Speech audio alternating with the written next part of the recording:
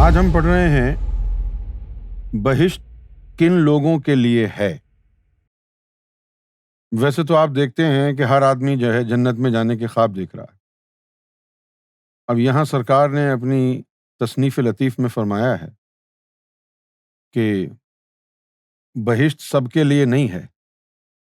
اچھا پھر کس کے لیے ہے؟ یہ مضمون جو ہے اس موضوع پر بحث کرتا ہے۔ روزمرہ کی زندگی میں in our day to day life you see how our Muslim brothers and sisters moan about going to paradise and they daydream about going to paradise. Anybody who starts 5-time prayers and starts fasting, grows a beard, in case there is a woman starts taking a scarf around their neck or on the head, they start thinking now they deserve paradise. تھوڑا سا عمل کرنے کے بعد 2-4 دن قرآن پڑھ لیا تو سمجھا لے بھائی میں تو جنتی ہو گیا، اب میں نہیں جاؤں گا جنت میں تو کوئی بھی نہیں جا سکتا۔ اور پھر جنت کے نام پہ ایک اور بھی بہت بڑا کھلواڑ کھیلا جا رہا ہے۔ یہ جو اسلامسٹ ٹیررزم ہے اس کے اندر بھی جنت کا لالچ لوگوں کو بڑا دیا گیا ہے۔ لوگوں کو یہی کہا جا رہا ہے کہ بھئی سیدھے جنت میں جاؤ گے۔ اچھا اب یہ جنت کا نام جو ہے، جنت کا جو کارڈ ہے، یہ کئی جگہ پر کھیلا جاتا ہے۔ اگر کوئی مدرسے کا مسجد کا چندہ مانگ رہا ہو تو وہ بھی یہی کہتا ہے کہ تم جو ہے یہاں مسجد میں مدد کرو تو اللہ جنت میں تمہارا گھر بنا دے گا، تم زمین پہ اللہ کا گھر بناؤ، اللہ جنت میں تمہارا گھر بنا دے گا۔ صحیح ہے؟ تو جنت مسجد کا چندہ لینے والے، مدرسے کا چندہ لینے والے، وہ جنت کو سامنے رکھ کے اور اپنے مقاصد پورے کرتے ہیں۔ اسی طرح یہ جو ٹیررسٹ ہیں، دہشت گرد ہیں، جنہوں نے دین میں بگاڑ پیدا کر دیا اور لوگوں کے دلوں میں نفرتیں پیدا ہو گئیں، یہ بھی جنت کا ہی کارڈ کھیلتے ہیں۔ پہلے سب کو کافر بنا دیتے ہیں یہ، اس کے بعد کہتے ہیں کہ اب ان کو مارو اور تم جنت میں جاؤ۔ لیکن آپ ان کے دام فریب میں نہیں آئیے گا، کیونکہ کسی کی جان لینا ناحق، یہ اللہ تعالیٰ نے اس کو ایک بہت بڑا گناہ کبیرہ اس کو کہا ہے۔ جن کے کوئی اعمال نہ ہوں، زندگی ان کی گناہوں میں گزری ہو اور آخر میں آ کے وہ بم بلاسٹ کر کے خود بھی مر جائیں اور لوگوں کو بھی ماریں، ہزاروں لوگوں کی جان لے لیں، معصوموں کی، اور پھر اس کو کہیں کہ یہ دین کی خدمت ہے۔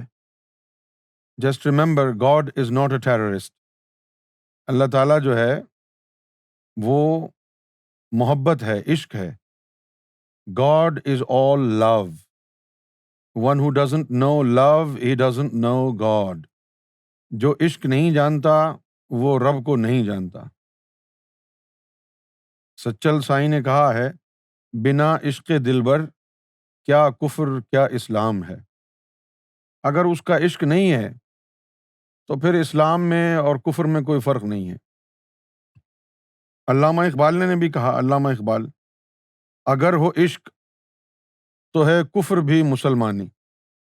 اللہ کا عشق اگر تیرے دل میں آ جائے تو اگر تیرے اعمال، تیرے کرتوت جو ہے وہ کافروں جیسے بھی ہوئے تو اللہ کا عشق ان کو جلا دے گا اور تجھے سچا مسلمان بنا دے گا۔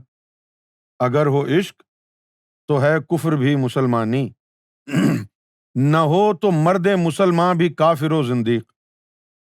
اور اگر تو ساری شریعت اپنا لے، ساری عبادتیں بھی کرتا ہو، لیکن اللہ کا عشق تیرے اندر نہ ہو، اللہ کی محبت تیرے اندر نہ ہو، تو دنیا تو تجھے کہے گی بہت بڑا پارسا اور زاہد اور متقی، لیکن اللہ کی نظر میں تو زندیق ہے۔ اللہ کی نظر میں تیری کوئی ویلیو نہیں ہے، کیونکہ اللہ تعالیٰ نے اس دنیا کو محبت کے لیے بنایا، فار ہز لو۔ تو جنت جو ہے وہ ہر ایرے غیرے نتو خیرے کے لیے تو ہے نہیں، صحیح ہے نا؟ اب جنت کی کہانی یوں سمجھیں آپ نے یقیناً ٹرین میں یا جہاز میں سفر کیا ہوگا۔ جب آپ چیک ان کرتے ہیں، بورڈنگ پاس وغیرہ لیتے ہیں، تو اس وقت آپ کی سیٹ وہاں اس کا تعین ہو جاتا کہ بھئی یہ جو ہے 1A پر بیٹھے گا یا 1B پہ بیٹھے گا، 2A پہ بیٹھے گا یا 5A پہ بیٹھے گا، 30A پہ بیٹھے گا، 30C پہ بیٹھے گا۔ جس طرح جہاز میں جانے سے پہلے ہی، سفر سے پہلے ہی چیک ان کراتے وقت آپ کی سیٹ کا تعین ہو چکا ہے، اسی طرح اس دنیا میں آنے سے پہلے ہی جنت اور دوزخ کا تعین ہو چکا ہے۔ ایک مزاحیہ شاعر ہیں، مزاحیہ شاعر لاہور کے امام دین، انہوں نے کہا کہ جنت کی سیٹیں تو پر ہو چکی، جنت کی سیٹیں تو پر ہو چکی، تو چھیتی نل دوزخ چ وڑ مام دینا، کہیں ادھر کی بھی پوری نہ ہو جائے۔ تو چھیتی نل دوزخ چ وڑ مام دینا، ادھر تو کہیں ادھر کی بھی پوری نہ ہو جائے۔ بہت سے لوگ جو ہیں وہ عبادات کے ذریعے جنت میں جانے کی آرزو کرتے ہیں، کوشش کرتے ہیں، لیکن ان کو یہ معلوم نہیں ہے کہ جنت میں صرف وہی جائیں گے جن کے تقدیر میں اللہ نے جنت لکھی ہے، اور جن کی تقدیر میں نہیں لکھی جنت، وہ جنت میں نہیں جائیں گے۔ تو پھر ان کے اعمال کا کیا ہوگا؟ ان کے اعمال کا معاملہ پھر یہ ہوتا ہے کہ وہ مرنے سے پہلے آخر میں کوئی ایسا خطرناک حد کا گناہ کر گزرتے ہیں کہ جس کی وجہ سے دنیا میں ہی ان کے سارے اعمال ضائع ہو جاتے ہیں، اور ان کو پتہ بھی نہیں چلتا، وہ یہی سمجھتے رہتے ہیں کہ بس اب میں مروں گا تو جنت میں سیدھا لینڈ کروں گا۔ وہ زمین پر ہی اس کے سارے اعمال غارت جاتے ہیں، کوئی نہ کوئی کام وہ ایسا کر دیتے ہیں۔ جس طرح اب ہمارے جو ہے بہت سے مسلمان ہیں، بہت سے مسلمان ہیں جو نمازیں بھی پڑھتے ہیں، روزہ بھی رکھتے ہیں، توحید پر بھی ایمان رکھتے ہیں، رسالت پر بھی ایمان رکھتے ہیں، ختم نبوت پر بھی ایمان رکھتے ہیں، سارا کچھ کرتے ہیں، لیکن حضور صلی اللہ علیہ وسلم کی جو ذات ہے، آپ کی ذات کے حوالے سے نہ جانے کیوں ان کے دلوں میں بغض ہوتا ہے۔ مولا علی کے لیے ان کے دلوں میں بغض ہوتا ہے، اولیاء کرام کے لیے ان کے دلوں میں بغض ہوتا ہے، جگہ نہیں ہوتی، اور وہ ان کے خلاف کوئی نہ کوئی جملہ بول دیتے ہیں۔ اگر ایک جملہ بھی گستاخی کا کسی نبی کے بارے میں، حضور تو حضور ہیں، آپ تو امام الانبیاء ہیں، آپ کی تو بات ہی نرالی ہے، کسی ایک بھی نبی کے بارے میں ایک جملہ بھی آپ نے گستاخانہ بول دیا تو آپ کی زندگی کے سارے اعمال غارت جاتے ہیں۔ کسی ایک بھی ولی کی آپ نے گستاخی کر دی تو آپ کی زندگی کے سارے اعمال غارت جاتے ہیں۔ اہل بیت اعظام، آل رسول کے بارے میں کسی ایک کے بارے میں بھی غلط جملہ آپ نے بول دیا تو آپ کے سارے اعمال غارت جاتے ہیں اور آپ کو پتہ بھی نہیں چلتا۔ بہت سے لوگ ہیں جو ختم نبوت کا تو بڑا ڈنکا بجاتے ہیں، لیکن نبی پاک صلی اللہ علیہ وآلہ وسلم کی جو ذات والا ہے، آپ کی ذات کے حوالے سے ان کا عقیدہ وہ نہیں ہے جو عقیدہ اللہ تعالیٰ چاہتا ہے کہ انسانوں کے دلوں میں آئے۔ اللہ تعالیٰ نے تو قرآن مجید میں حکم فرمایا کہ بھئی نبی پاک صلی اللہ علیہ وسلم کی مدد کرو اور ان کی عزت کرو۔ اب عزت کرنا یہ تو نہ ہوا نا کہ آپ حضور کا نام چومیں تو آپ کو بدعتی کہا جائے، آپ حضور کی ذات پر درود و سلام پڑھیں تو آپ کو بدعتی کہا جائے، مشرک کہا جائے۔ نبی پاک صلی اللہ علیہ وآلہ وسلم کی بارگاہ میں آپ التجا کریں کہ یا رسول اللہ ہم پر فضل اور کرم کریں تو آپ کو مشرک کہا جائے، حالانکہ یہ تو سراسر اسلام ہے۔ تو ایسے بھی بہت سے لوگ ہیں جن کی ساری عبادتیں، ایک ہستی کے خلاف کوئی ایک غلط جملہ کہا، ساری کی ساری عبادات ان کی ضائع ہو گئی۔ بہت سے لوگ ہیں کہ جو امام عالی مقام امام حسین علیہ الصلاۃ والسلام کی بارگاہ میں اتنا زیادہ ادب کا اظہار نہیں کرتے، آل رسول کی محبت ان کے دلوں میں نہیں ہوتی، اہل بیت اعظام کی محبت ان کے دلوں میں نہیں ہوتی، ان کے بھی سارے اعمال ضائع ہو جاتے ہیں۔ بہت سے مسلمان آج کے دور میں ایسے بھی ہیں کہ جو یزید بن معاویہ کو جنتی کہتے ہیں۔ یزید بن معاویہ جس نے نبی پاک صلی اللہ علیہ وسلم کے چہیتے نواسے کو کشت و خون میں نہلایا، نبی پاک صلی اللہ علیہ وسلم کے پورے خاندان کو کاٹ کے رکھ دیا، اس کو بھی جنتی کہتے ہیں۔ تو ان کی جتنی بھی نمازیں، روزے، حج، زکوٰۃ، سب کچھ اللہ تعالیٰ اسی دنیا میں ان کے منہ پہ دے مارتا ہے، ضائع ہو جاتے ہیں۔ لیکن وہ یہی سمجھتے رہتے ہیں کہ ہمارے تو اعمال اتنے زیادہ ہیں، ہم تو جنت میں جائیں گے۔ تو یہ مغالطہ بہت سارے لوگوں کے ذہنوں میں ہے کہ ہم جنت میں جائیں گے۔ کچھ لوگ ایسے ہوتے ہیں کہ جو اپنی ماں باپ کی بہت ہی خدمت کرتے ہیں، لیکن نہ اللہ سے کوئی تعلق، نہ رسول سے کوئی تعلق۔ تو ان کے ماں باپ کہتے ہیں کہ میرا بیٹا جنتی ہے۔ کیوں ہے بھائی جنتی ہے؟ اس نے صبح شام میری خدمت کی ہے۔ لیکن جنت تو اچھے اعمال والوں کے لیے تھی نا۔ ہاں، تو ماں باپ کی خدمت کرنا اچھا عمل نہیں ہے؟ ہاں، ماں باپ کی خدمت کرنا اچھا عمل ہے، لیکن صرف ایک ہی عمل ہے، باقی اعمال کہاں جائیں گے؟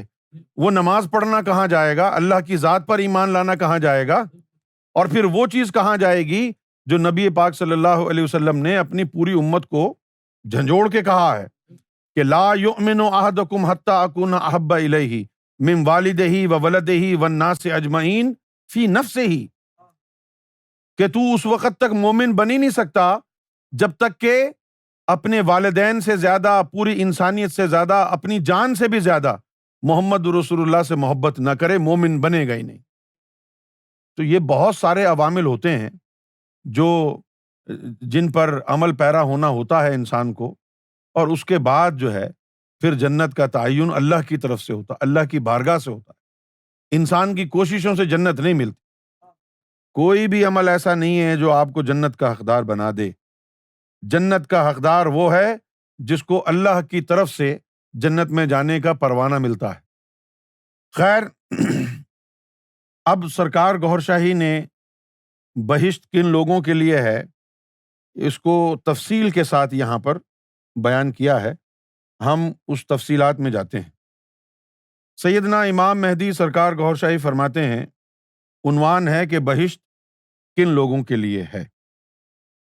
فرمایا کہ کچھ ازلی جہنمی بھی اعمال و عبادات کے ذریعے بہشتی بننے کی کوشش کرتے ہیں۔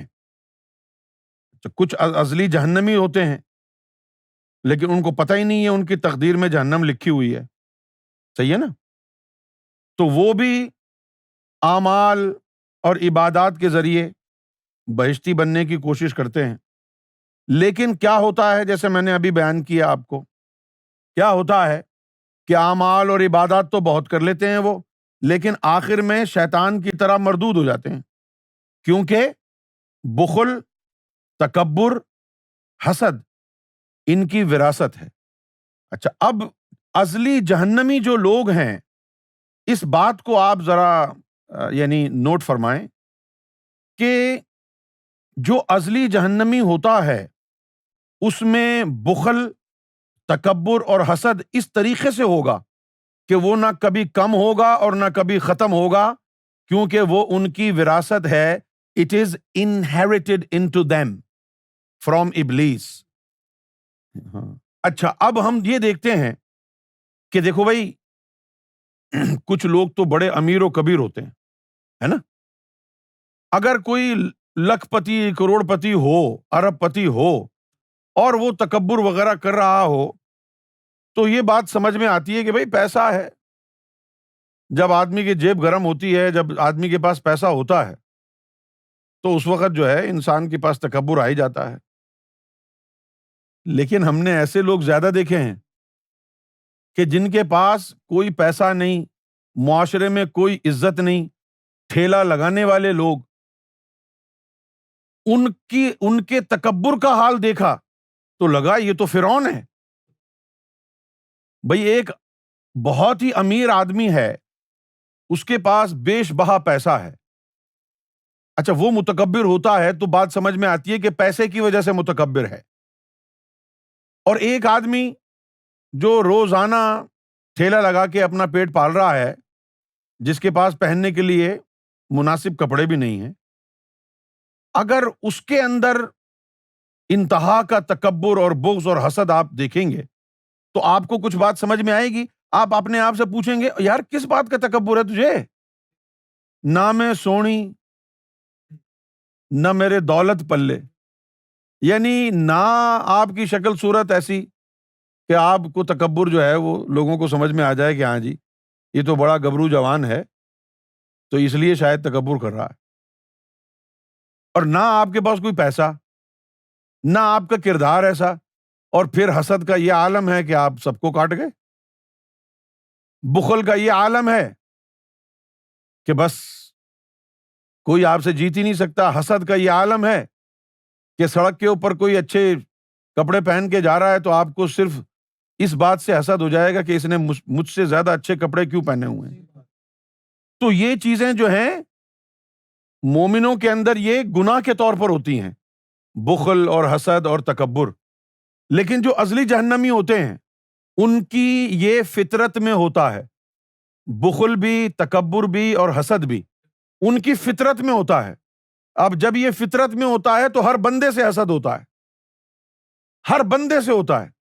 اب جیسے ہم تو عام انسان ہیں نا، صحیح ہے نا، تو ہمیں جو ہے اب ہمارے پاس جو ہے ٹویوٹا کی گاڑی ہے اور جناب امجد کے پاس جو ہے وہ بی ایم ڈبلیو ہے، تو اس وجہ سے ہمیں تھوڑا سا حسد ہو جائے گا. لیکن اگر ہمارے پاس بھی بی ایم ہوتی ہے، امجد کے پاس بھی بی ایم ہے، تو پھر ہم کو حسد نہیں ہوتا. تو یہ ہے عام آدمی کی کہانی. لیکن جو ازلی جہنمی ہوتے ہیں ان کو بات بے بات، بلا وجہ، خواہ مخواہ ہر شخص سے جو ہے ان کو حسد ہو جاتا ہے، اور ہر شخص سے ان کی دشمنی ہوتی ہے، کوئی ان کا دوست نہیں ہوتا. ہر ایک کے اوپر جو ہے وہ اپنی چودراہٹ جھاڑتے ہیں اور تکبر کا بھی اظہار کرتے ہیں. نہ ان کے پاس شکل و صورت اچھی ہوتی ہے، نہ ان کی جیب میں پیسہ ہوتا ہے، نہ کردار ہوتا ہے. اگر کچھ نہ ہو پلے پھر آدمی تکبر کرے تو پریشانی کی بات ہے، اور وہ پریشانی کی بات اس لیے حل ہو جاتی ہے کہ ازلی جہنمی جو ہوتا ہے، حسد، بخل، تکبر، یہ اس کی فطرت میں، اس کی وراثت میں ہوتا ہے. وہ کبھی بھی اس سے چھٹکارا حاصل نہیں کر سکتا، نہ کسی نبی کی نظر اسے تبدیل کر سکتی، نہ کسی رسول کی نظر اسے بچا سکتی، نہ کوئی فقیر اسے بچا سکتا، نہ کوئی ولی اسے بچا سکتا، نہ مرشد اسے بچا سکتا، کیونکہ یہ اس کی فطرت میں ہے، وراثت میں ہے. اچھا پھر سرکار نے ایک حدیث شریف کا ذکر فرمایا ہے. سیدنا سرکار گوھر شاہی فرماتے ہیں کہ حدیث شریف میں ہے کہ جس میں ذرہ بھر بھی بخل اور حسد، تکبر ہے وہ جنت میں نہیں جا سکتا. ایک اور بھی حدیث ہے کہ جس کے دل میں رائی برابر بھی تکبر ہوا وہ جنت کے قابل نہیں. تو آپ لوگ صرف یہ دیکھتے ہیں کہ فلاں بندہ نماز پڑھ رہا ہے نا، فلاں بندے نے ٹوپی رکھی ہوئی ہے، امامہ باندھا ہوا ہے، نعت شریف پڑھ رہا ہے، تلاوت قرآن پڑھ رہا ہے، تو آپ سمجھتے ہیں کہ بڑا متقی ہے یار، یہ تو بڑا یہ زاہد ہے، یہ تو بڑا پارسا ہے.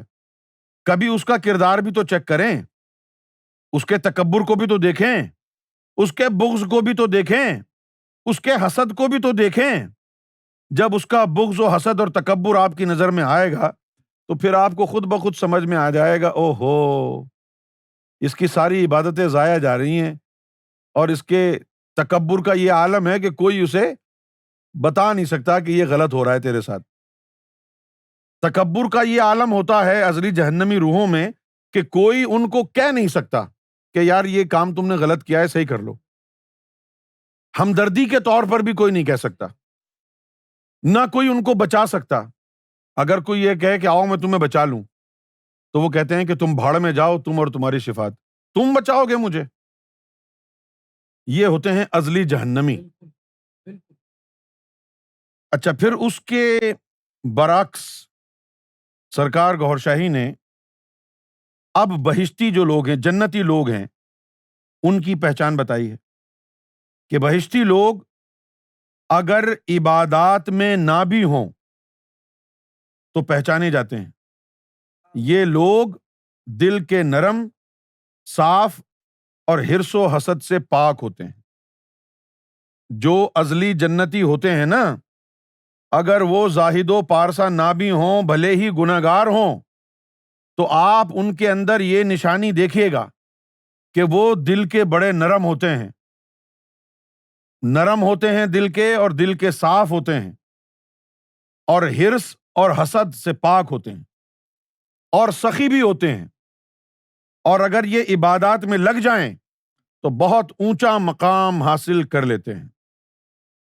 اب آپ اپنے گریبانوں میں جھانکیں اور دیکھیں کہ آپ عبادات تو کرتے ہیں، نمازیں بھی پڑھتے ہیں، قرآن کی تلاوت بھی کرتے ہیں، روزہ بھی رکھ رہے ہیں، تراویح میں بھی کھڑے ہوئے ہیں، یہ تمام چیزیں تو صحیح ہیں۔ کیا بخل، حسد اور تکبر بھی ہے آپ کے اندر؟ اگر ہے تو وہ ساری عبادتوں کو تباہ کر رہا، ملیا میٹ کر رہا۔ کیا آپ کو اپنی عبادتوں کی فکر نہیں ہے؟ ان کی حفاظت کی فکر نہیں ہے کہ آپ نہیں چاہتے کہ جو عبادت آپ کر رہے ہیں وہ عبادت آپ کے لیے یوم محشر میں کام آئے؟ آپ ایسا کیوں چاہتے ہیں کہ وہ آپ کی عبادت آپ کے گناہوں کی وجہ سے، آپ کے تکبر، بخل اور حسد کی وجہ سے یہیں ختم ہو جائے، اور آپ یوم محشر میں خالی ہاتھ کھڑے ہوئے ہوں، اور آپ کو یہ گمان ہو کہ آپ نے تو بڑے لمبے لمبے سجدے کیے ہیں، آپ نے تو 10 مرتبہ عمرہ کیا ہے، 20 مرتبہ حج کیا ہے، آپ سے بڑا تو کوئی زاہد و پارسا اور عابد گزرا ہی نہیں ہے۔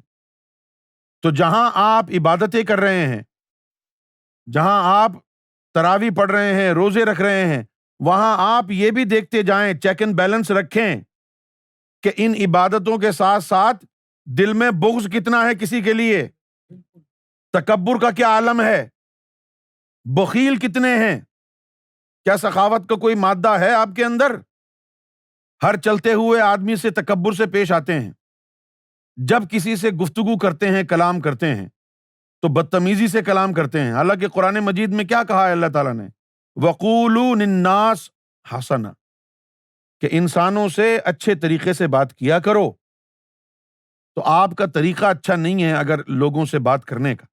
جب آپ کسی سے بات کریں تو لٹھ ماریں، جب آپ کسی سے بات کریں تو ابے تبے سے بات کریں، آپ کے جملوں میں لوگوں کی ہیوملیشن کا ایلیمنٹ پایا جاتا ہے۔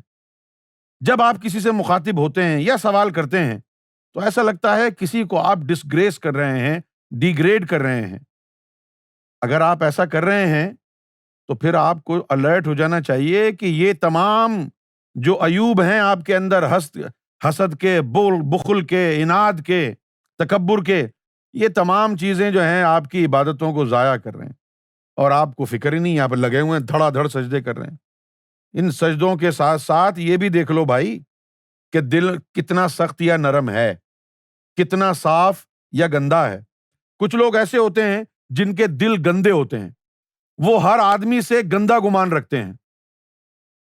کوئی عورت اور مرد اگر کہیں ملے بیٹھ کے تو ان کو یہ لگتا ہے کہ کسی غلط کام کے لیے بیٹھے ہوں گے، ہمیشہ ان کو صرف ایک ہی خیال آئے گا کہ یہ کسی غلط کام کے لیے آئے ہیں۔ ان کو یہ خیال نہیں آئے گا کہ کسی اور وجہ سے بھی مل سکتے ہیں مرد اور عورت، رشتے کے بغیر کسی اور کام سے بھی آ سکتے ہیں، لیکن ان کے دل میں گند ہوتا ہے، غلاظت ہوتی ہے، وہ غلاظت نکلتی رہتی ہے کیونکہ وہ ان کی وراثت ہے، وہ کبھی ختم نہیں ہوتی غلاظت۔ وہ گندگی نظر کی، دل کی، نیت کی، وہ ختم کیوں نہیں ہو سکتی؟ کہ وہ گناہ نہیں ہے، وہ ان کی فطرت میں ہے، یہ ان کی وراثت ہے، یہ ختم نہیں ہو سکتی۔ تو حدیث شریف میں ہے، ایک اور حدیث ہے صرف حسد کے بارے میں، نبی پاک صلی اللہ علیہ وآلہ وسلم نے فرمایا کہ جیسے لکڑی ہوتی ہے نا خشک، اس کو آگ جلدی لگتی ہے، اور اگر لکڑی گیلی ہو تو اس میں آگ لگنا جو ہے بڑا مشکل ہوتا ہے۔ تو نبی پاک صلی اللہ علیہ وسلم نے فرمایا کہ یہ جو حسد ہے یہ تمہاری نیکیوں کو اس طرح جلا دیتا ہے جس طرح آگ سوکھی لکڑیوں کو فوراً جلا دیتی ہے۔ آپ عبادتیں کر رہے ہیں، آپ روزے رکھ رہے ہیں، اور اگر آپ کو کسی سے حسد ہو گیا تو وہ حسد ساری تراویح ضائع کر دے گا، نمازیں روزے سب ضائع کر دے گا، اور آپ کا دھیان ہے ہی نہیں اس طرف، کیونکہ آپ کو آپ کے علماء کرام نے صرف یہ بتایا کہ پتر نماز پڑھ کھلو جا اٹھے، دیٹس اٹ۔ یہ نہیں بتایا کہ جو بخل ہے، تکبر ہے، حسد ہے، یہ ساری نمازوں کو ختم بھی کر دیتا ہے۔ تو یہ بھی تو سکھانا چاہیے نا کہ بخل کیسے ختم ہوگا، یہ تکبر کیسے ختم ہوگا۔ حدیث شریف میں تو آیا ہے کہ رائی برابر بھی تکبر ہوا تو جنت کے قابل نہیں۔ دوسری حدیث میں آیا ہے کہ حسد جو ہے وہ تمہاری نیکیوں کو اس طرح جلا دیتا ہے جس طرح آگ سوکھی لکڑیوں کو جلا دیتی۔ تو ان باتوں کی طرف چونکہ آپ کی توجہ جاتی نہیں ہے، لہٰذا آپ عبادتیں بھی خوب کرتے ہیں، حج بھی خوب کرتے ہیں، اور لوگوں سے حسد بھی خوب کرتے ہیں۔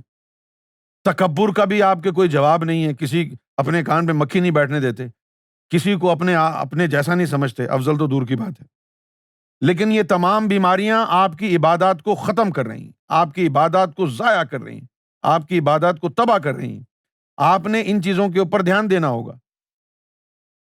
تو سرکار سیدنا گوہر شاہی علیہ الصلوۃ والسلام نے فرمایا ہے کہ بہشتی لوگ، جنتی لوگ اگر عبادات میں نہ بھی ہوں تو پہچانے جاتے ہیں۔ یہ لوگ دل کے نرم اور صاف، اور حرص و حسد سے پاک اور سخی ہوتے، اگر عبادات میں لگ جائیں تو بہت اونچا مقام حاصل کر لیتے ہیں۔ اب جیسے یہ حافظ فرید ہے، یہ میں اپنی سوچ آج کی نہیں بتا رہا، یہ میں اپنی سوچ آپ کو اس دن کی بتا رہا ہوں جب پہلی مرتبہ میری ملاقات حافظ فرید سے ہوئی 1986 میں۔ حافظ فرید سے جب پہلی مرتبہ جب ملاقات ہوئی تو میں نے دیکھا، یعنی حافظ فرید کی شخصیت میں دیکھا، میں نے دیکھا کہ یار یہ بندہ جو ہے اتنا امیر ہے، اتنا بڑا بزنس مین ہے، کیونکہ یہ تو بہت بڑے بزنس مین تھے نا، ابھی جب پاکستان میں تھے تو بہت بڑا بزنس تھا، سرکار کا بڑا کرم تھا۔ تو میں سوچتا تھا یار یہ تو اتنا بڑا بزنس مین ہے، اور ہمارے ساتھ آ کے جو ہے وہ ہم مٹی پہ بیٹھے ہیں تو مٹی پہ بیٹھ جاتا ہے، ہمارے ساتھ آ کے ہم پٹھان کی ہوٹل پہ بیٹھ کے چائے پی رہے تو چائے پی رہا ہے، پراٹھے بھی کھا رہا ہے، اور مذاق بھی کر رہا ہے، دل کا نرم ہے، ہیں؟ اچھا اب اگر حافظ فرید کو اگر میں کہہ دیتا کہ یار وہ میں نے کھانا تو منگا لیا ہے، کسی ریسٹورینٹ میں گئے لیکن پیسے نہیں ہے، تم دے دینا، تو بیچارہ چپ کر کے دے دیتا۔ آپ ہر آدمی تو ایسا نہیں کرتا نا یار دوستوں میں۔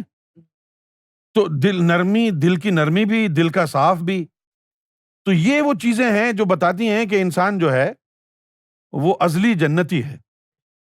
اگر عبادات میں نہ بھی ہوں تب بھی ان کا دل سخت نہیں ہوتا، نرم ہوتا ہے۔ اچھا یہ تو حافظ فرید ہیں، ان سے زیادہ یہ چیزیں جاوید بھائی میں تھیں، یعنی ان میں ان سے 1000 گنا زیادہ تھیں یہ خوبیاں۔ یار لوگوں کا بزنس سیٹ کرنے کے لیے اپنا بزنس چھوڑ کے وہ 6 مہینے کے لیے فیصل آباد چلے جاتے تھے، لوگوں کی بھلائی کے لیے اپنا بزنس ٹھپ کر دیا، کیا کہ نہیں؟ لوگوں کی بھلائی کے لیے اپنے کروڑوں روپے کا بزنس جو ہے وہ چھوڑ کے چلے گئے کہ یار چلو یار فلاں آدمی کا بھلا ہو جائے، میں اس کی فیکٹری کی مشینری سیٹ کر دیتا ہوں، اور وہیں پر رہ رہے ہیں، خدمت خلق۔ اور پھر جیسا کہ سرکار نے فرمایا، دین الہی میں ہی فرمایا کہ ایک شخص ایسا ہوتا ہے کہ جو ساری زندگی عبادتیں کرتا ہے لیکن آخر میں وہ امام مہدی کی مخالفت کر بیٹھا، عیسیٰ علیہ السلام کی مخالفت کر بیٹھا، جنہوں نے دوبارہ اس دنیا میں آنا ہے، دونوں ہستیوں نے، تو وہ ولیم باور کی صورت میں جہنم میں جائے گا۔ اور ایک ایسا ہے جس نے ساری زندگی کتے جیسی بسر کی، کتے کا کوئی دین تو نہیں ہوتا نا، ساری زندگی کتے جیسی بسر کی لیکن آخر میں امام مہدی کا ساتھ دے بیٹھا، ان سے محبت کر بیٹھا، اور یہ ساتھ دینا ہے تو ہے، اپنا بزنس چھوڑ کے جاوید بھائی، اپنا گھر چھوڑ کے، بیوی بچوں کو چھوڑ کے، مشن پر نکل گئے ہیں، نیپال چلے گئے، پھر انڈیا چلے گئے، اور پھر وہاں کس طرح انہوں نے زندگی گزاری ہے، ہیں؟ کوئی آسائش نہیں، کوئی لگژری نہیں، اور یقین کریں آپ، کبھی ان کی زبان پر شکوہ نہیں۔ میں تو جاوید بھائی جیسے لوگوں کو، قیوم جیسے لوگوں کو ولی سمجھتا ہوں، کیونکہ ان کا کردار دیکھیں آپ، کوئی شکوہ نہیں۔ اگر کبھی میں نے کچھ دینے کی کوشش بھی کی تو انہوں نے بڑی زبردستی کہا کہ نہیں سیدی، ضرورت نہیں ہے، سرکار کا بہت کرم ہے، کچھ نہیں چاہیے۔ میری کیا اوقات تھی کہ میں ان کو کچھ دے سکتا، لیکن انہوں نے کہا کہ نہیں، سرکار کافی ہیں ہمارے لیے۔ یہ لوگ ہوتے ہیں ازلی بہشتی۔ اور دوسری طرف ہے ان کا بھائی توحید، پیسے کی محبت کوٹ کوٹ کے بھری ہوئی، اور اس کا گمان ہے کہ مسرت باجی اور فلاں باجی، یہ جو کشف والی باجیاں ہیں اور یہ جو کوٹری والے ہیں، وہ اس کو بچا لیں گے۔ گناہ گاروں کو صرف نسبت گوھر شاہی بچاتی ہے، بس کوئی نہیں بچا سکتا، صرف سرکار گوھر شاہی کی ذات، سرکار گوھر شاہی کی نسبت بچاتی ہے۔ تو سرکار نے فرمایا کہ بہشتی لوگ اگر عبادات میں نہ بھی ہوں تو پہچانے جاتے ہیں، یہ لوگ دل کے نرم اور صاف اور حرص و حسد سے پاک اور سخی ہوتے ہیں، اگر عبادات میں لگ جائیں تو بہت اونچا مقام حاصل کر لیتے ہیں۔ اللہ تعالیٰ ان ہی کی بخشش کے بہانے بناتا ہے، اور کچھ لوگ درمیان والے ہوتے ہیں، ان کی نیکی بدی کا پروانہ چلتا رہتا ہے، اور کچھ اللہ کے خواص ہوتے ہیں، انہی روحوں نے ازل میں اللہ سے محبت کری تھی، اور انہیں جنت دوزخ سے مقصد نہیں، ہاں، بلکہ اللہ کے عشق میں تن من دھن لٹا دیتے ہیں، اللہ کے ذکر اور رحمت سے اپنی روحوں کو چمکا لیتے ہیں، دیدار الہی بھی حاصل کر لیتے ہیں۔ جنت الفردوس صرف انہی روحوں کے لیے مخصوص ہے، اور انہی کے لیے حدیث ہے کہ کچھ لوگ بغیر حساب کے جنت میں جائیں گے۔ کیا سمجھ میں آیا ہے کہ صرف آپ نے دھڑا دھڑ سجدے نہیں کرنے، یہ بھی دیکھنا ہے کہ کوئی ایسا عیب، کوئی ایسا عمل تو نہیں کر رہا میں کہ جس کی وجہ سے میری یہ عبادتیں، میرے یہ سجدے، میری یہ تلاوتیں، میری یہ تراویاں، میرے یہ روزے ضائع ہو رہے ہوں۔ آپ کو گاڑی کے پنکچر کا کب پتہ چلتا ہے؟ گاڑی میں مختلف قسم کے پنکچرز ہوتے ہیں، کوئی پنکچر تو ایسا ہوتا ہے کہ اسی وقت ٹائر جو ہے وہ پورا بیٹھ جاتا ہے، ساری اس کی جو ہوا ہے نکل جاتی ہے، اور کبھی کبھی سلو پنکچر ہوتا ہے، وہ آہستہ آہستہ نکلتا رہتا ہے اور آپ کو پتہ نہیں چلتا ہے۔ اسی طرح یہ جو اعمال ہیں ہمارے، بخل، تکبر، حسد، بغض، عناد، یہ پنکچر ہیں آپ کے دل کے اور آپ کی روح کے اور آپ کی شخصیت کے۔ آپ جو ہے وہ عبادتوں کی ہوا ڈال رہے ہیں اس میں، اور اس میں ٹائر میں سوراخ ہے، وہ وہاں سے نکل رہا ہے۔ ساری زندگی آپ جو ہے اس ٹائر کو بھرتے رہیں، کبھی وہ بھرے گا؟ کیونکہ وہاں سے تو ہوا نکل رہی ہے سوراخ سے۔ اسی طریقے سے میرے بھائی، عبادت کریں، ریاضت کریں، آپ نمازیں پڑھیں، روزے رکھیں، تلاوتیں کریں، ہر طرح کی عبادت کریں، لیکن اس کے ساتھ ساتھ یہ بھی تو دیکھ لیں کہ یہ جو عبادتیں آپ کر رہے ہیں، کہیں یہ عبادتیں ضائع تو نہیں ہو رہی، کوئی عمل آپ کا ایسا تو نہیں ہے جو ان تمام عبادات کو ضائع کر رہا ہو، انویلڈ کر رہا ہو اللہ کی نظر میں۔ پھر فائدہ کیا ہے عبادت کرنے کا؟ جب ہم یہ باتیں کرتے ہیں کہ عبادت کرنے کا فائدہ کیا ہے جب ضائع ہو رہی ہیں، تو کچھ بدبخت قسم کے لوگ کہتے ہیں دیکھو جی یہ عبادتوں سے لوگوں کو روک رہا ہے۔ عبادتوں سے روک نہیں رہا میں بتا رہا ہوں کہ یہ جو عبادتیں کر رہے ہو ان کی حفاظت بھی کرو، کہیں تمہارے گناہوں سے یہ ضائع نہ ہو جائیں، یہ سمجھا رہا ہوں۔ اچھا، اور آپ کے وہم و گمان میں بھی نہیں ہوتا کہ میں نے کسی سے حسد کیا ہے تو اب میری نیکیاں ختم ہو جائیں گی۔ اول تو آپ کو پتہ ہی نہیں چلتا کہ یہ حسد ہو رہا ہے آپ کو۔ کوئی اچھا کپڑا پہن کے نکل جائے تو آپ خواہ مخواہ اوفینڈڈ ہو جاتے ہیں، خواہ مخواہ آپ دل پہ لے لیتے ہیں جی میرے سے اچھے کپڑے پہنے ہوئے اس نے، یار یہ کوئی بات ہے؟ لیکن یہ ازلی جہنمی روحوں کی وراثت ہے۔ تو آپ چیک کریں اپنے آپ کو. لوگ کہتے ہیں کہ میں اپنی تقدیر کیسے پڑھوں, کیسے پتا چلے گا کہ میں جنتی ہوں جہنمی ہوں. یہ باتیں ہیں نا, یہ ہے علم لدنی سرکار گوھر شاہی کا. وہ لوگ کہتے ہیں کہ کیسے پتا چلے گا کہ جی میری تقدیر میں کیا لکھا ہے, جنت ہے یا جہنم ہے. یہ پڑھنا تعلیمات گوھر شاہی. اگر تجھے بخل, حسد, تکبر, بغض و عناد یہ اپنی شخصیت میں نظر آتا ہے تو پھر سمجھ جا بڑا ٹیڑھا مسئلہ ہے. تو اب کیا کرے اگر تجھے پتہ چل جائے کہ تو ازلی جہنمی ہے؟ خیر ہے, تو آ جا درے گوھر شاہی پر. یہ امید لے کے آ جا کہ سرکار گوھر شاہی میری تقدیر بدل دیں گے. میں قسم اٹھاتا ہوں اللہ کی عزت کی, اگر تو یہ لے کے آئے نیت کہ سرکار گوھر شاہی میری تقدیر بدل دیں گے, تو سرکار گوھر شاہی کی ذات کو گواہ بنا کے کہتا ہوں سرکار گوھر شاہی تیری تقدیر بدل دیں گے. نگاہ مرد مومن سے بدل جاتی ہیں تقدیریں, نگاہ مرد مومن سے بدل جاتی ہیں تقدیریں. اور گوھر شاہی سے بڑا مرد کون ہے؟ تو آپ نے صرف عبادات پر ہی فوکس نہیں کرنا ہے, بلکہ آپ نے یہ بھی دیکھنا ہے کہ ایسا کوئی مسئلہ تو نہیں چل رہا آپ کی شخصیت میں کہ جس کی وجہ سے آپ کی عبادتیں ضائع ہو رہی ہوں. سمجھے؟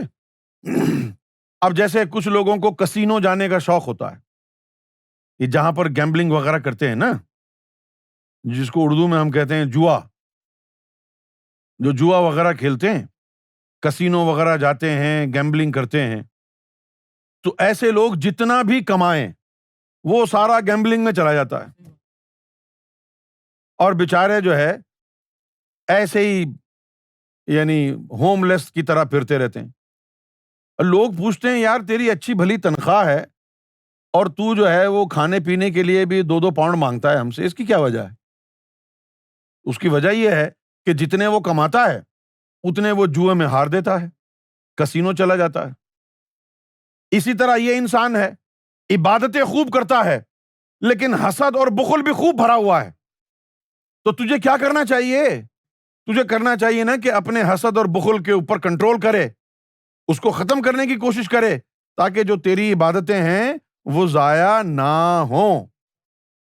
قرآن مجید میں کئی مقامات پر اللہ تعالیٰ نے فرمایا کہ میں ان لوگوں سے بھی محبت کرتا ہوں کہ جو اپنی نمازوں کی حفاظت کرتے ہیں. ٹھیک ہے نا؟ نمازوں کی حفاظت کرنا کیا ہے, یہ ایک الگ چیپٹر ہے. انشاءاللہ کسی دن اس کے اوپر بات ہوگی. میں نے ایک آیت نکال کے رکھی ہوئی ہے, ابھی تک رکھی ہوئی ہے, تو اس کے اندر ذکر ہے وقتی صلاۃ کا اور دائمی صلاۃ کا. تو وقتی صلاۃ اور دائمی صلاۃ کا جب ذکر ہوگا تو پھر اس کے ساتھ ساتھ جو ہے ہم اس بات کا بھی جائزہ لیں گے کہ نماز کی حفاظت کیا ہے. لیکن ابھی جو ریویلنٹ جو میں نقطہ آپ کے سامنے بیان کرنا چاہتا ہوں, اس میں لفظ نماز صلاۃ کا ذکر تو آیا ہے قرآن کی آیت میں, لیکن اس کا معنی یہ صلاۃ نماز والی نہیں ہے. قرآن مجید میں ایک جگہ آیا ہے کہ حافظوا صلاۃ الوسطیٰ. اس کا معنی کیا ہے؟ اس کا معنی ہے کہ اپنے قلب کی حفاظت کرو جو بیچ میں لٹکا ہوا ہے. حفاظت کیا کرو کہ اس میں تکبر نہ داخل ہو پائے, اس کے اندر بغض نہ جا پائے, اس کے اندر حسد نہ جا پائے. ان چیزوں سے دور رکھو. اس کی حفاظت کیسے ہوگی؟ جب تیرے دل کی دھڑکنوں میں اللہ اللہ گونجے گا, رگڑا لگے گا اس میں ذات کا, نور بنے گا نا, تو جب بھی تکبر, بخل, حسد آیا تو یہ جو اللہ کا نور بن رہا ہے یہ اس کو اندر آنے نہیں دے گا, نا دور دور سے پھینکتا رہے گا باہر. آئے گا لیکن وہ اس کو وہاں پر ٹھہرنے نہیں دے گا, اس میں اللہ کا جو رگڑا لگ رہا ہے اس کو باہر پھینکتا رہے گا. تو در حقیقت جب قرآن کہتا ہے کہ حافظوا علی الصلوات وصلاۃ الوسطیٰ, کہ اپنی جو تمہاری جو صلاتیں ہیں نا ان کی حفاظت کرو, اور جو صلات بیچ میں لٹک رہی ہے وسطیٰ بیچ والی اس کی حفاظت کرو, کیونکہ اگر اس کی حفاظت نہ ہوئی تو ساری صلاتیں بیکار جائیں گی، پانچوں کی پانچ بیکار جائیں گی۔ اگر دل میں بغض و عناد تکبر ہوا، سارا نور ختم، سارے اعمال ضائع، اور پھر کیا ہوگا؟ ایک نئی آیت آ جائے گی آپ کے لیے، فویل للمصلین الذین هم عن صلاتهم ساہون هم یراؤن، کہ ایسے نمازیوں کے لیے جو ہے ہلاکت اور تباہی ہے کہ جن کو نماز کی حقیقت کا پتہ ہی نہیں ہے، صرف ریاکاری کر رہے ہیں۔ لیکن اس موضوع پر ہم بات کریں گے بعد میں۔ یہاں پر جو چیز اس موضوع سے جو مناسبت رکھتی ہے وہ ہے حافظو صلاۃ الوسطیٰ۔ تو یہ چیز اللہ تعالیٰ نے ڈھکے چھپے لفظوں میں قلب کی حفاظت کے لیے کہا ہے۔ قلب کی حفاظت کیسے ہوگی؟ وہ صلاۃ، وہ ذکر الہی جو قلب میں دائمی طور پر آ گیا، وہ دائمی ذکر اللہ جو ہر وقت تیرے دل میں جم گیا، ہو رہا ہے، وہ ذکر اللہ اب بخل کو، حسد کو، تکبر کو تیرے قلب میں داخل ہونے نہیں دے گا۔ یہ ہے حفاظت قلب کی۔ قلب کی حفاظت کیا ہو گئی؟ قلب کی حفاظت کیا ہو گئی؟ کہ جب یہ بیماری اٹیک کریں گی تیرے اوپر شیطانی، کہ بغض، بخل، تکبر، حسد دل میں داخل ہونا چاہے گا، وہ اندر تو اللہ اللہ ہو رہی ہے نا، اللہ اللہ رگڑا لگ رہا ہے، نور بن رہا ہے، وہ نور اس کو آنے نہیں دے گا اندر۔ جب یہ چیز ہو گئی تو پھر تیرے قلب کو کہیں گے اب یہ قلب سلامت ہو گیا۔ سلامت کس بات سے ہوا؟ کہ اب جو شیطانی اٹیک ہوتے ہیں بخل کے، حسد کے، تکبر کے، اب وہ اٹیک بیکار جا رہے ہیں، کیونکہ اب اندر اللہ کا نام بیٹھا ہوا ہے، اس میں ذات اللہ کا چراغ روشن ہے، جل رہا ہے، اب کسی برائی کو وہ دل میں داخل نہیں ہونے دے رہا۔ یہ ہو گئی آپ کے قلب کی حفاظت، اور اس حفاظت کے ذریعے آپ کا قلب درجہ پا جائے گا قلب سلیم کا، اور جب قلب سلیم کا درجہ آپ کو مل گیا تو اللہ تعالیٰ نے کہا کہ بھئی اب تیری گارنٹی ہو گئی ہے، یوم لا ینفع مال ولا بنون الا من آتی اللہ بقلب سلیم۔ اس دن نہ مال تیرا کام آئے گا، نہ تیرے بیٹے کام آئیں گے، ہاں وہ شخص کامیاب رہے گا جو قلب سلیم لے کے آیا، ایسا قلب جس کی حفاظت ہوتی رہی، جس میں بخل، اناد، تکبر، حسد داخل ہی نہیں ہو پایا، ہاں وہ قلب کامیاب ہو جائے گا۔ تو جو ہم لوگوں کو کہتے ہیں کہ ذکر قلب حاصل کرو پھر نمازیں پڑھنا، اس کا مطلب یہ ہوتا ہے کہ اب تم نمازیں پڑھو گے، اندر تمہارے دل میں اللہ اللہ ہو رہی ہے، بخل، حسد، تکبر آئے گا تو صحیح، کیونکہ اس دنیا میں رہ رہے ہو نا، کیچڑ میں چلو گے گندے تو ہو جاؤ گے نا، لیکن اگر گھر میں شاور ہوا تو دوبارہ پاک بھی ہو سکتے ہیں نا، ہاں جی، تو یہ شاور کا کام کرے گا نا، ہر وقت کا اللہ اللہ، بغض تکبر آیا یہ دل نکالتا رہا، بغض تکبر آئے گا لیکن یہ جو دل میں اللہ اللہ ہو رہی ہے نا یہ اس کو نکالتی رہے گی اور تم محفوظ ہو جاؤ گے۔ اس لیے نماز مومن کے اوپر فرض کی کہ اس کے پاس حفاظت کا انتظام ہوتا ہے۔ عام آدمی نماز میں لگ گیا وہ تو بخل اور تکبر اور حسد میں آ جائے گا، کیوں جی؟ ایک دن بے نمازی کو بڑی حقارت سے دیکھے گا اور کہے گا کہ میں اس سے بہتر ہوں، اور یہ نہیں پتا کہ تکبر ازازیل را خوار کرد، وہ شیطان نے بھی تو آدم کو دیکھ کے یہی کہا تھا کہ میں ان سے بہتر ہوں، انا خیر منہ۔ اور آج یہی ہے، جو بھی 5 وقت کا نمازی بن جاتا ہے تو اس کے بعد اس کے اسٹیٹمنٹس دیکھیں آپ، یہ ناچنے گانے والے لوگ، غافل لوگ، یہ بے نمازی، ہٹا یار۔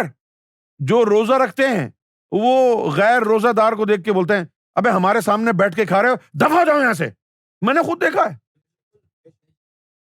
اب یہاں سرکار گوھر شاہی نے تشریح فرمائی ہے کہ کس کے لیے کیا ہے۔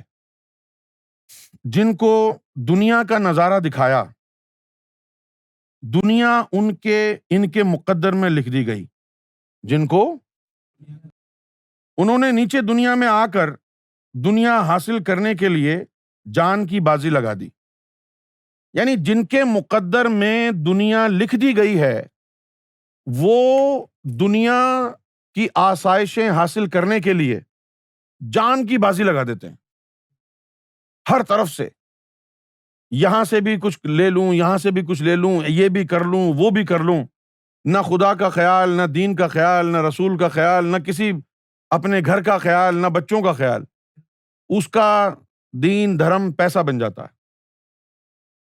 اچھا، اب فرمایا کہ چوری، ڈاکہ، رشوت، سود جیسے جرائم کو بھی نظر انداز کر دیا، جن کے مقدر میں دنیا لکھی ہوتی ہے، وہ دنیا کے حصول کے لیے حرام اور حلال میں کوئی تمیز نہیں کرتے، انہیں بس حاصل کرنا ہے، دنیا حاصل کرنی ہے، خواہ چوری کرنی پڑے، ڈاکہ ڈالنا پڑے، رشوت دینی پڑے یا لینی پڑے، سود لینا پڑے یا دینا پڑے، یہ تمام جرائم کر جاتے ہیں دنیا کو حاصل کرنے کے لیے، حتیٰ کہ وحدانیت کا بھی انکار کر دیا، اللہ کی وحدانیت کا بھی انکار کر دیتے ہیں۔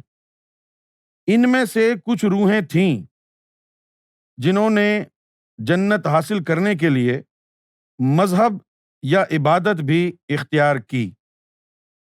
دنیا دار جو روحیں تھیں، ان میں سے کچھ روحیں ایسی بھی ہوئیں کہ کوئی لیکچر سن لیا، قرآن و حدیث کی باتیں سن لیں، تو انہوں نے کوشش کی کہ عبادات کے ذریعے ان کو بھی، ان میں سے کچھ روحیں تھیں جنہوں نے جنت حاصل کرنے کے لیے مذہب یا عبادت بھی اختیار کی، لیکن عزازیل کی طرح بے سود ثابت ہوئیں، کیونکہ کوئی گستاخ یا اللہ کا ناپسند مذہب یا فرقہ ان کے راستے میں رکاوٹ بن گیا۔ ابھی آپ دیکھ سکتے ہیں نا کہ بہت سے فرقے ہیں کہ جن میں مختلف قسم کی برائیاں موجود ہیں۔ کوئی فرقہ ایسا ہے کہ جو حضور کا ادب نہیں کرتا صلی اللہ علیہ وسلم، کوئی فرقہ ایسا ہے جو صحابہ اکرام کو گالیاں دیتا ہے، کوئی فرقہ ایسا ہے جو عقائد صحیح ہونے کے باوجود جو اولیاء اور فقراء ہیں من جانب اللہ، ان کی توہین کرتا ہے، اور جو ولی بن کے بیٹھے ہوئے ہیں جن کے من میں شیطان ہے ان کو ولی سمجھتا ہے۔ تو ایسے فرقے بھی موجود ہیں۔ تو زیادہ تر یہ جو دنیا دار لوگ ہوتے ہیں انہی فرقوں کی طرف گھس جاتے ہیں، جہاں سے پھر آخر میں یہ عزازیل کی طرح، شیطان مردود کی طرح ذلیل و رسوا ہو کر کے اپنے جہنم کا راستہ اختیار کر لیتے ہیں۔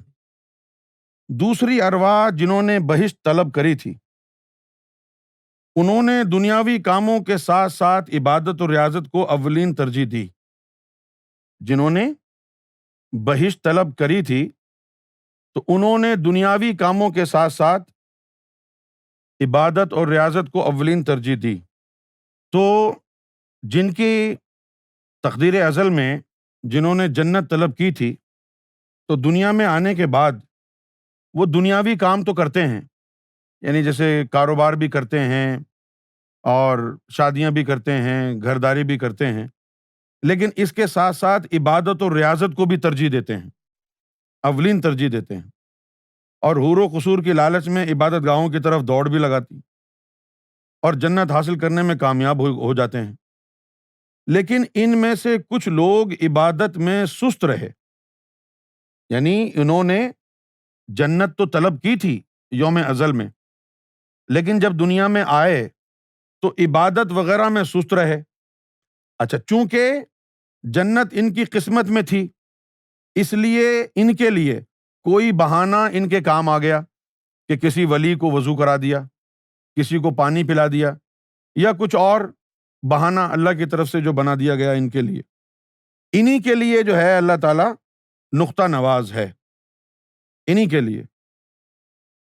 لیکن وہ مقام جنت کا حاصل نہ کر سکے جو نیکوکاروں نے حاصل کیا، سستی کی وجہ سے ہاں وہ مقام حاصل نہیں کر سکے۔ انہی کے لیے اللہ تعالیٰ نے فرمایا، کیا ان لوگوں نے سمجھ رکھا ہے ہم ان کو نیکوکاروں کے برابر کر دیں گے؟ کیونکہ جنت کے 7 درجے ہیں۔ عام لوگوں کو ہدایت نبیوں، کتابوں، گروؤں، ولیوں کے ذریعے ہوتی ہے۔ انہیں اس مذہب میں داخلہ اور کلمہ ضروری ہے، اور خواص بغیر مذہب اور بغیر کتب کے بھی اللہ کی نظر رحمت میں آ جاتے ہیں، یعنی ان کو ہدایت نور سے ہوتی ہے۔ اور قرآن مجید کا پھر سرکار نے حوالہ دیا ہے کہ اللہ جنہیں چاہتا ہے نور سے ہدایت دیتا ہے۔ یعنی جو عام لوگ ہوتے ہیں ان کو تو کتابوں کے ذریعے، نبیوں کے ذریعے، گرو کے ذریعے، ولیوں کے ذریعے ہدایت ہوتی ہے اور ان کا مذہب میں داخل ہونا ضروری ہے۔ لیکن جو اللہ کی خاص روح ہوتی ہیں تو وہ بغیر کسی مذہب کے اور بغیر کسی آسمانی کتاب کے بھی صرف نور کے ذریعے ہی وہ ہدایت پا جاتی ہیں اور اللہ کی نظر رحمت میں آ جاتی ہیں۔ کہتے ہیں کہ بہشت میں داخلے کے لیے کلمہ ضروری ہے۔ بہشت میں ان جسموں کو نہیں، روحوں کو جانا ہے۔ یہ بات تو ہم سب کو معلوم ہے کہ ہمارا جسم مرنے کے بعد یہیں رہ جاتا ہے، تو اوپر جو جاتی ہے وہ ہماری روح اوپر جاتی ہے، اوپر تو ہماری روح جاتی ہے۔ تو اگر وہاں پر کلمہ پوچھا جائے گا تو وہاں تو روح نے پڑھنا ہوگا نا، جسم تو نیچے رہ گیا۔ تو ہم نے جسموں کو کلمہ پڑھا لیا اور روحوں کو بیدار ہی نہیں کیا، روحوں کو کلمہ پڑھایا ہی نہیں۔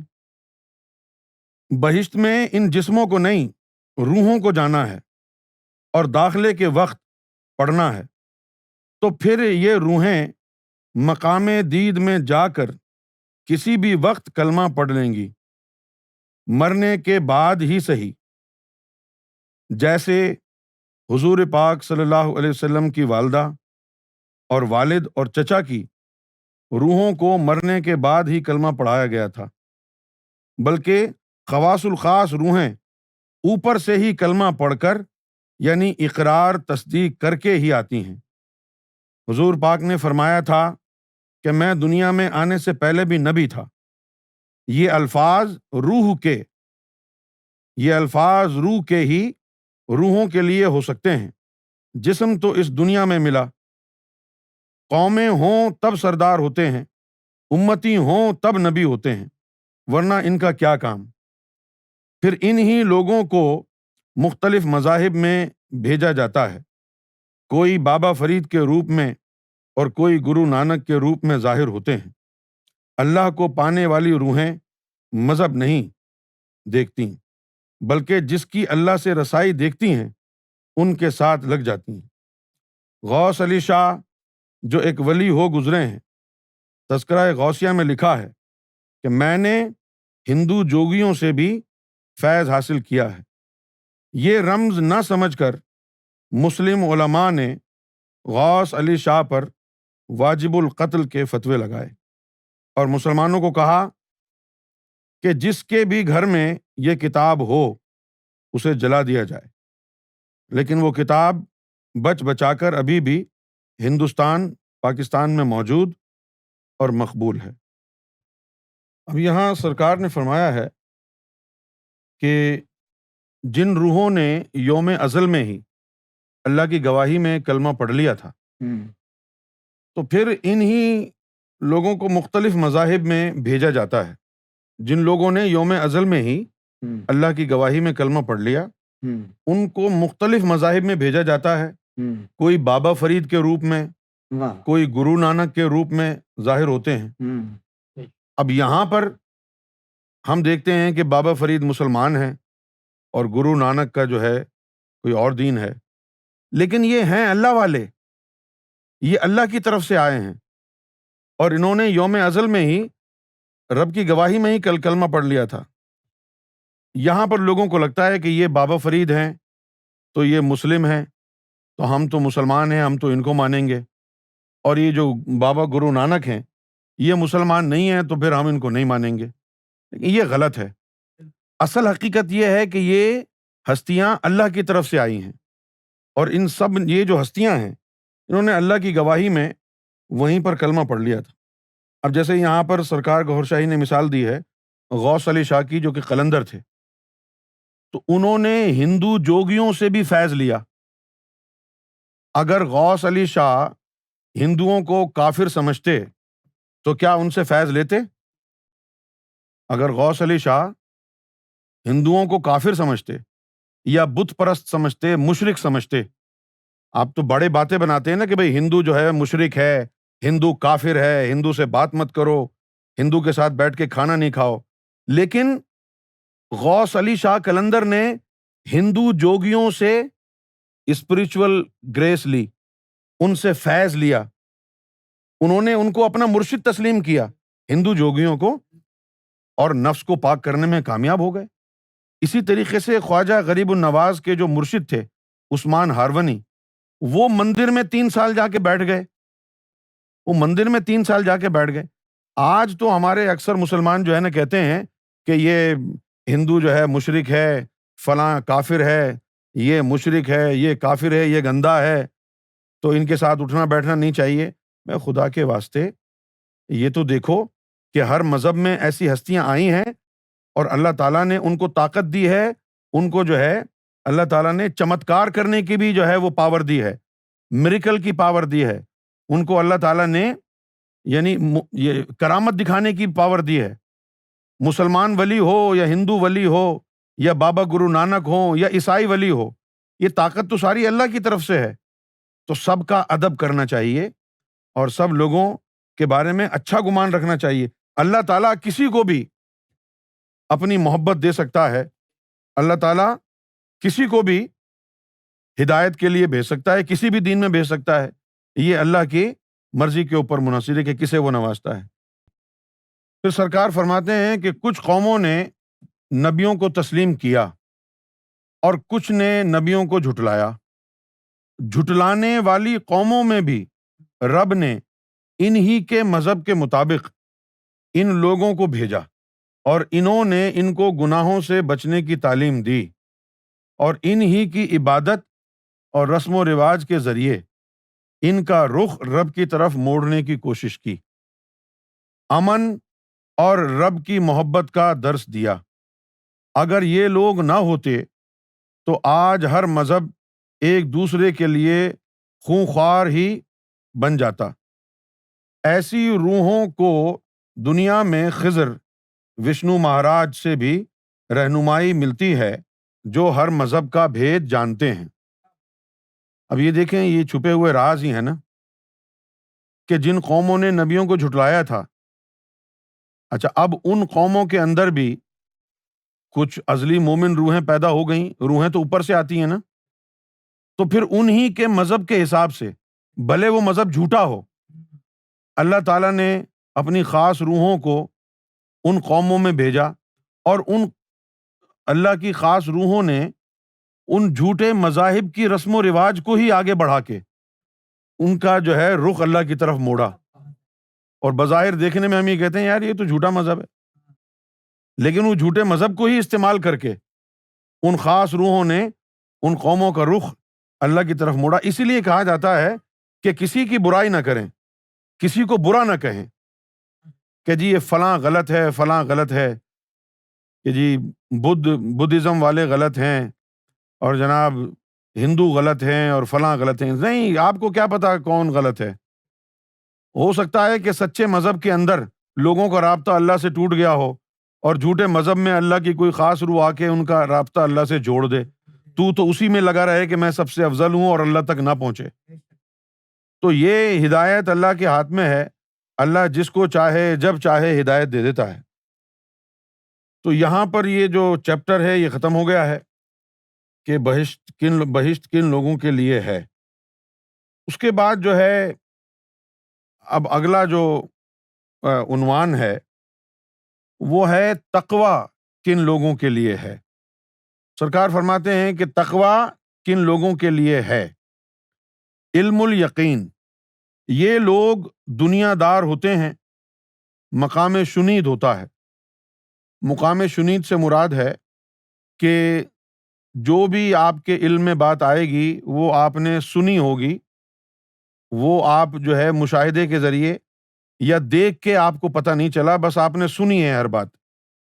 تو مقام شنید کا مطلب ہوتا ہے کہ سن کر کے علم میں آنا، سن کر کے یقین کرنا۔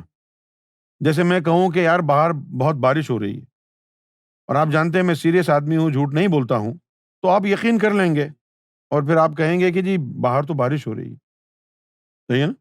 یہ کہلائے گا علم الیقین، سنی ہوئی بات پر یقین کرنا۔ تو یہ مقام شنید ہوتا ہے۔ اور طریقت جو ہے وہ مقام دید ہے۔ دیکھنا. شریعت مقام شنید ہے، آپ شریعت میں سنتے ہیں کہ یہ تھا، یہ ہے، وہ ہے، اور طریقت مقام دید ہے، اس کے اندر آپ مشاہدہ کرتے ہیں. تو علم الیقین، یہ لوگ دنیا دار ہوتے ہیں، مقام شنید ہوتا ہے، علم کے ذریعے یقین رکھتے ہیں، ان کا ایمان سنی سنائی باتوں پر ہوتا ہے، بھٹک بھی جاتے ہیں، انہیں تقوی سے نہیں بلکہ محنت سے ملتا ہے، انہیں تقوی سے نہیں محنت سے ملتا ہے، خواہ رزق حلال سے کمائیں یا حرام سے، محنت سے. اس کے بعد دوسرا درجہ ہے عین الیقین کا. یہ لوگ تارک الدنیا کہلاتے ہوئے بھی دنیا والوں کے ساتھ ہی رہتے ہیں، لیکن ان کا رخ اور دل رب کی طرف ہوتا ہے. ان کو اکثر رحمانی مناظر بھی دکھائے جاتے رہتے ہیں، ان کو اکثر رحمانی مناظر بھی دکھائے جاتے رہتے ہیں. ان کا مقام دید ہے، ان کا مقام دید ہوتا ہے، انہیں بھی جائز محنت سے ملتا ہے، ناجائز سے انہیں نقصان ہوتا ہے، ناجائز سے انہیں نقصان ہوتا ہے. حق الیقین، یہ تیسرا درجہ ہے، ان کا مقام رسید ہے. مقام رسید جو ہے وہ یہ ہوتا ہے کہ آپ کو اللہ کی طرف سے کوئی طاقت ملی ہو جس کے ذریعے آپ لوگوں کو اللہ سے واصل کر دیں، اللہ سے منسلک کر دیں، تعلق باللہ عطا کر دیں، یعنی مرشد کامل کا درجہ حق الیقین والوں کا. تو ان کا مقام رسید ہوتا ہے، یعنی اللہ کی طرف سے کوئی مرتبہ مل جاتا ہے اور اللہ کی نظر رحمت میں آ جاتے ہیں. انہیں فارغ الدنیا کہتے ہیں، انہیں فارغ الدنیا کہتے ہیں. دنیا میں رہ کر بھی جائز اور ناجائز دھندے سے دور رہتے ہیں. یہ اگر جنگلوں میں بھی بیٹھ جائیں تو اللہ ان کو وہاں بھی رزق پہنچاتا ہے. یہ اگر جنگلوں میں بھی بیٹھ جائیں تو اللہ ان کو وہاں بھی رزق پہنچاتا ہے. یہ تقوی کی منزل ہے. ابتدائی لوگ تقوی کی بات ضرور کرتے ہیں مگر اس میں کامیاب نہیں ہوتے. ابتدائی لوگ تقوی کی بات ضرور کرتے ہیں لیکن کامیاب نہیں ہوتے.